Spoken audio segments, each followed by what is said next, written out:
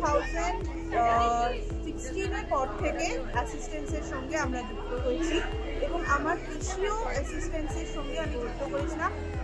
ওনার in fact কোনো issue ছিল না, কিন্তু যে সার্ভিস আমাদেরকে অ্যাসিস্ট্যান্স দিয়েছে সেটা প্রায় বলা যেতে পারে মানে ওনার সন্তানের মতোই কেউ যদি থাকে তাহলে তারা যেরকমভাবে ওনার দেখাশোনা করবে বা যেভাবে ওনাকে ডাক্তার দেখানো, হসপিটালে ভর্তি করা, এই ব্যাপারগুলো যে করবে সেরকমভাবেই অ্যাসিস্ট্যান্স আমাদেরকে সাহায্য করেছে। আমার পিসির ক্ষেত্রে, যার নাম সুনন্দা ঘোষ, উনি 2022-এ মারা গেছেন, কিন্তু ওনার মারা যাওয়ার মানে এন্ড অব্দিও যে প্রসেসগুলো, যে দরকারি কাজগুলো করার ছিল সেগুলোর জন্য আমরা অ্যাসিস্ট্যান্স থেকে অনেক সাহায্য পেয়েছি।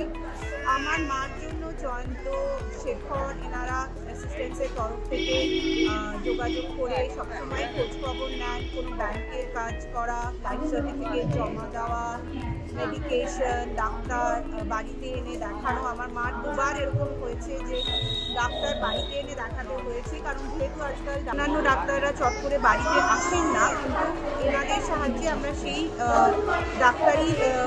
ডাক্তার আনার সুযোগটাও পেয়েছি বাড়িতে।